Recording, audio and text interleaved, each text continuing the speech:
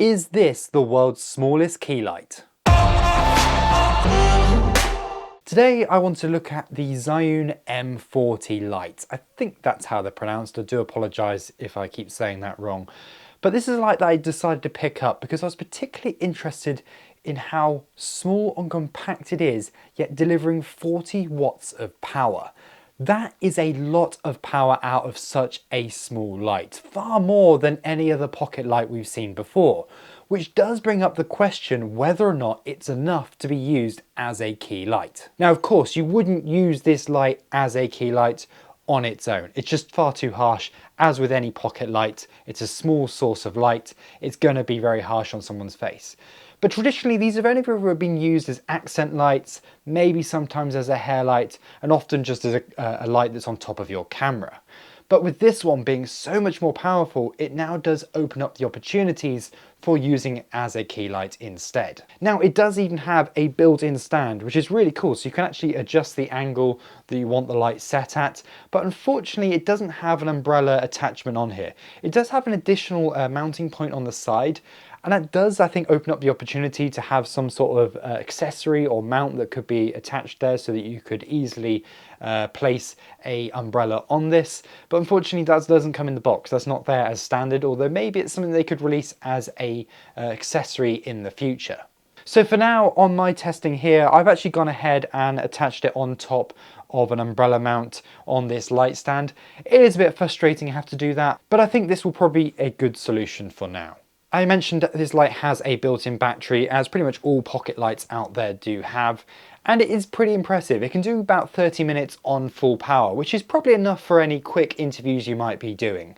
It can also be powered off USB-C power delivery as well, and if you've got a 45-watt charger that you're using, it will allow you to use the light at full power. And here's a quick test that I've done where you compare the two, and if anything, maybe power delivery is actually delivering enough power so that it's actually slightly brighter when being powered by the mains. So it might be worth picking up a really long USB-C cable so that you can power it pretty much from anywhere. The built-in battery is certainly one big advantage of this over, say, an Amaran 60X, which is an awesome light and has a bit more power, and of course is COB, so you can use Bowen's mount and all that kind of thing.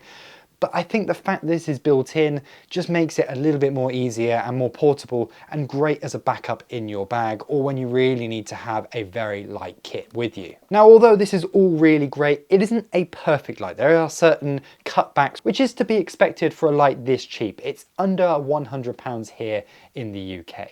To start off, we've got the dials here for your color temperature and your brightness, and they are very plasticky. They're cheap. They feel like they could easily get damaged. Now, when you pack it down, it does actually get protected by the actual mount on the side here. So I'm not too worried about when transporting that they're going to get damaged, but I think over time I could see these becoming a bit loose and easily breaking. The other thing I'm not a big fan about with the dials is the fact that they don't really have any precise markings. You do have little mentions of what percentage you're on or what Kelvin you're using, but other than that, it's not that precise. So there's no built-in screen on this, there's no other way of knowing what white balance you're actually using. You're just kind of hoping that you got it roughly right, mostly doing it by eye. The hinge is impressive and it's metal and it feels well made, and I don't really have any concerns about that breaking. The body itself is made of a strong plastic, and once again, it's pretty good. I have no real concerns over it. The only thing that could be a problem is there's a little bit of flex where the fan is in the center, and I have noticed that when I picked up the light while it was running, it was easy to actually knock the fan on the inside. So there is a danger that you could end up breaking the internal fan just from mishandling the light on the outside. So you just got to be a bit careful when you're grabbing this light not to grip it too hard, as if it is actually still running the fan, there is a risk that you could cause damage. Speaking of the fan itself, when you start it up, it's actually pretty quiet. You can't really hear it. However, once it's been running for a while, it certainly does get quite loud. It's not the loudest fan I've ever heard in a light. The longer you kept it on, the louder it seems to get. So certainly if you're doing a long interview, this might not be appropriate and you might be picking it up on your microphones. That said, I don't think really that's the intention or use case of this sort of light. How I see it, you'd probably be using it in short bursts. You'd probably be setting it up, doing maybe 2 or 3 minute interviews or quick vox pops with someone, and then moving on to a different location. It's probably going to be used in situations where you don't have time to set up a proper lighting, but you still want something that looks nicer than just using no light whatsoever. So is it actually bright enough? Well, here is the test that I've done comparing it to an Amaran 100X, all going through an umbrella, because realistically I think that's how you'd want to use these lights, having some sort of diffusion there to give it a nicer, softer look for an interview. I have to say it is quite impressive, and you can certainly use it as a key light for a head and shoulders sort of interview. Of course, if you're going to try and do a wider shot, this probably wouldn't be bright enough, or if you're in a brighter environment where you've got lots of light streaming through windows, then maybe this isn't going to give enough power. However, I do think this light would be great for when you're doing a quick interview where it needs to be head and shoulders in an environment that just isn't bright enough, but you still want a nice soft source light for your interview.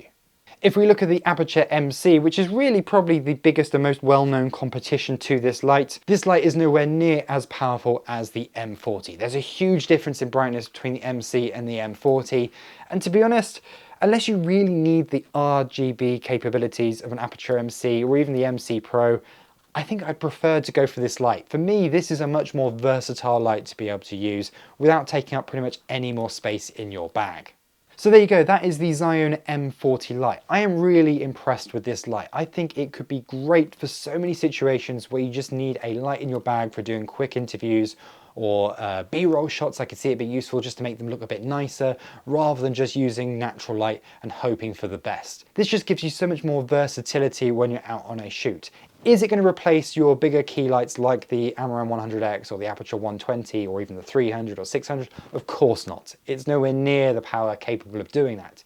But those lights will often need bigger setups, mains power, and much more time and effort to really be able to use it. You're not going to be able to use it in a tight space. You're not going to be able to just grab it and leave it in your backpack when you go shooting. With this, you could run around town with just a backpack, an umbrella, and a small light stand, and you've got a full, really nice looking head and shoulders interview setup in one single bag. I'm actually liking this light so much that I've gone ahead and bought another one because I'm really impressed about how it works. I'm also really intrigued about the other lights that they've released as well. They've got a stick light which is 100 watts, which is really impressive and is also RGB. I'd love to give that one a go. And they've also got a couple of COB lights as well, which is an interesting other option. They are more powerful, and of course being COB, they have the ability of using Bowen's mount, but it does require using an adapter on both the 100 and the 60X. So although they are more powerful, the overall setup is going to be quite a bit bigger than what this one is. And for a lot of situations, I think this might be a more sort of useful size and option for you. If you've enjoyed this video, please like and subscribe, as it massively helps my channel. And also make sure you check out my other reviews of lights, such as the Amaran 100X and the 60X as well, as they are also great options to go for if you're looking for some new lighting.